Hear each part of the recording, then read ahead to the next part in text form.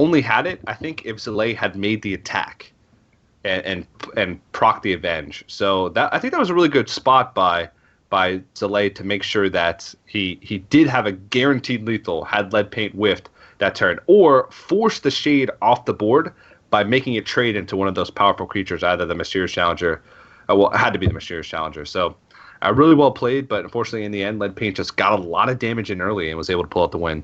Yeah, and then so many outs at the end. I mean, that's really the big one there, is that just every single card that enhanced damage was enough to end the game. And that's the power of that aggressive play that Leadpaint had. You know, he had plenty of opportunities, I think, to play it a little bit more defensively. And choosing to use the Wild Growth before playing the Shade on the same turn he Wrathed as well. You know, he got 2 extra damage out of the Mana Addict that way. Everything really added up that game. And so finally, we're getting to game number 3 now. It's going to be a Paladin Mirror match. But Leadpaint's got a copy of Ragnaros in here, so that's going to indicate a bit more of the top end. I'm not sure how I feel about that in this matchup either, because a lot of this one just comes down to who takes the board early on. They keep it and they roll into Mysterious Challenger. Now, Leadpaint having the extra Ragnaros, he's glad to be mulliganing it away, but if he draws this on a turn where he needs an early drop, it could just devastate his curve. Yeah, this match feels all about the turns 1 through 6, it feels. And sometimes you can mount a comeback, but rarely does this deck run efficient board clears. Maybe one Consecration. Consecrations, I think, would be considered like a tech card in this Paladin deck, which is rare for a Paladin deck, but it's just true because they're about building their own board, not about removing their opponents. And I don't know. This is pretty awkward hands for both players. Yeah, no 2-drop for Zalae, but Leadpaint's kind of missing that turn 4 right now. Does have coin to potentially shore this up, which I'm sure he's happy about. Yeah. It's going to be a miss from Zalae this turn. His turn 3 and 4 are looking very good. And even his turn 5. Pilot Showdown turn 5 is still a totally good play. But the fact that Haunted Creeper is going to be the first thing on the board here means that this Muster for Battle loses a little bit of its power. Yeah, Haunted Creeper pretty much trades like 1-for-1 for Muster for Battle. You leave like a couple charges of Light's Justice left, but it's a really sort of even trade as far as the 1/1s go.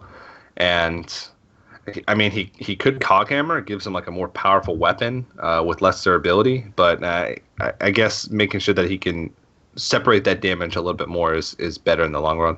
Yeah, choosing to trade into the Haunted Creeper here as well. Wants to avoid any shenanigans with any buffs. Doesn't want it to get Coghammer. Doesn't want Knife Juggler to be able to swing this board a little bit. And that's where Coghammer comes in. Yep. This is looking like it's favoring Leadpaint just a little bit here. Yeah, especially since he has the coin plus Mysterious Challenger already. That means no matter what, his Mysterious Challenger is coming out first, unless a Loatheb is played on turn 5. But even then, I think he's going to be in a good spot. The thing is, he's going to be playing on the back foot the whole time until Mysterious Challenger comes out. So will he be able to push through is the question.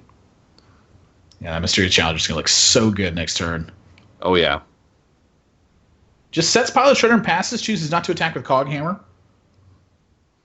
You know, might need those charges to keep fighting through the board state in the face of Mysterious Challenger. Doesn't want to have to force himself to use Muster for Battle in the case he needs a weapon. Yep. All right, so this turn you have to be expecting coin Mysterious Challenger next turn. So Zalae is asking himself right now, what's the best possible board state I could expect to be able to most efficiently either deal or most efficiently ignore Mysterious Challenger next turn. And Sludge Belcher makes sense on curve, but there's also merit to just playing Coghammer and trying to attack in and seeing if you can completely remove the board going into next turn, given that a 2-health minion comes out. Yeah, but I like this gamble from Zalae right here. Is able to secure this too. The fact that he's got 2 Coghammers too, he wants to make use of these before the other cards. Knows that oftentimes this matchup can turn into kind of a grind battle. I mean, anytime you have a mirror match, there's always that threat of just all the cards kind of trading 1-for-1, and then the final threat is what ends up being a big difference. Ooh, this means he's going to go for Knife Juggler Muscle for Battle. So I really like this audible being called by Leadpaint and going for a play that's going to allow him to fight back on the board a lot better. And this way he can also coin out Avenge, so that way he gets sort of maximum value out of both of these. A lot of times you don't want to use the secrets before you play Mysterious Challenger, because it means if the Avenge isn't procced, then Mysterious Challenger is not going to pull an additional card out of your deck, which weakens the strength of your draws for the rest of the game. But this time he knows that Knife Juggler is too threatening to leave on the board, so he knows that this Avenge is most likely going to be procced before he can play his Mysterious Challenger. Yeah, it's kind of a brilliant spot here, too. The fact that this Avenge is down, Zalae normally would have a very clean trade with just Coghammer and Knife Juggler.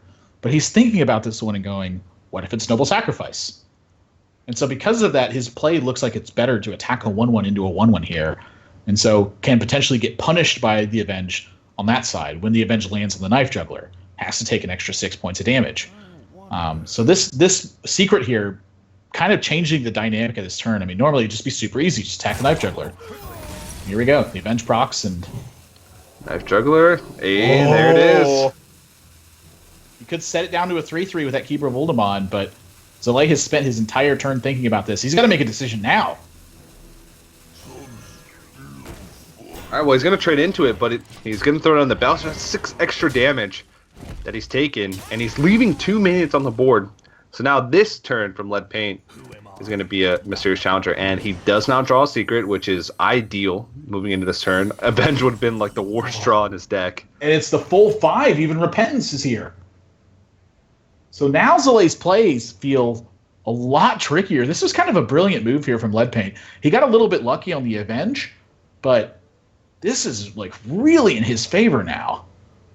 Just making the call to go for that play and being rewarded for it, with that variance is a big deal. I think you can tunnel on the fact that, hey, Avenge went on the Knife Juggler, but making the call to not coin out Mysterious Challenger, which I think a lot of people would just automatically have done, he was rewarded for it. So I like that line of play. There's the redemption. And so Zalae, still quite a bit of options for Zalae, though. I mean, this is what you see turn after turn with Keeper of Uldamon, is that it just gives you so many different things that you can do. And so I like the Coghammer here best. This is, I mean, basically the reason he used the first one is so that he could set up a second one that looked a little bit better. Knows that it's Repentance as well, so jamming down that Dr. Boom looks a lot less appealing into an Avenge. I'm sorry, into a Repentance. Yeah. So I do think, though, that Zalae found probably the best way to go about that turn. And it's all about the board. Sometimes just playing the big minion is not the right way to go. Playing the big minion and hoping things work out usually is not the right way to go, especially in this matchup when even just a little bit of a stronger board means you have a huge advantage going into future turns. Yeah, the Sludge Belcher are going to protect these little guys as well. Very good news for him, and that Ragnaros actually looking a lot better. I mean, this is the reward you get for playing Ragnaros in this build, is that when it goes 1-for-1 and the Ragnaros didn't disrupt your curve, it is a major threat to the opposition. This is looking like all Leadpaint in this game. Yeah, especially since he had to take extra damage earlier on. He's a lower health total. He's at 17. Now at the end of this turn, again, it's sometimes common to see one consecration. But if there is one consecration, that means it's less likely that you draw it, especially when it seems at times when you need it. So now it just seems like he has to play the big minion and hope for the best, which is something that he was trying to avoid with all of his plays over the previous couple of turns. Yeah, we've seen Boombots change games before, so Leadpaint's still going to have to tiptoe around this one a bit. Mm-hmm. Maybe I lied. Maybe he's just going to go dome and ignore everything. Oh, yeah. Now he knows that it's not Noble Sacrifice, so... Wonder if he's taking Repentance here. Yeah. Yep, smart to Keeper of Uldamon on this. Just take out the board position. All right, he's still going to make sure that he, keeps the board clean moving into these future turns. And he's going to be able to push a lot of damage. So...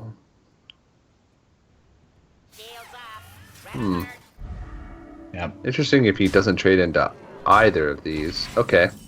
You might as well let the opponent trade with the Bootbot since they're going to die anyway. Yeah, don't mind this. And the fact that he sets Zalae to 8 too also gives him the extra out on that Ragnaros. I mean, now at any time, Ragnaros has a certain % chance to be lethal. So even if the Boombots rolled perfectly here, there's still a chance that Leadpaint can win. Here's number 1. That's not very good. Yeah, he needs this one to snipe off probably the Keeper of Oldman would be his best bet. I mean, I guess taking out the Shield of Minibot means that he doesn't die this turn. There's 5-6 damage being represented on board. He's at 7 health. Can he guarantee lethal here? It doesn't look like it. But he can give himself a pretty good chance. Oh, now he can. Okay. That's going to guarantee lethal. Sometimes you just get it off the top. But Leadpaint, even despite that, had a near stranglehold on this game. Just so much damage pouring out in the early. And that extra 6 damage that he got from that Knife Juggler with that Avenge play, I think that made a big difference on this game. Like the fact that he was so patient with the Mysterious Challenger. Like you mentioned, so many people just coined the Mysterious Challenger, not really thought anything of it. And the patient play here from Leadpaint, very much rewarded. All right, well, that means he takes a 2-1 lead in the series with just Mage and Shaman left remaining. I believe the Mage is sort of that wild card deck. That was the deck that we couldn't see. It was his 5th deck, his secret deck, so to speak, from his group stages. So I'm curious to see what it is. It feels like Tempo Mage would fit more with the style of play that he's going with, especially if he's expecting more Druids. But he could be Freeze Mage. I've known Leadpaint in the past to place him Freeze Mage. Some of the laughing Freeze Mage. Yeah, I think at this point, Zalae's kind of hoping it is Freeze Mage. He's got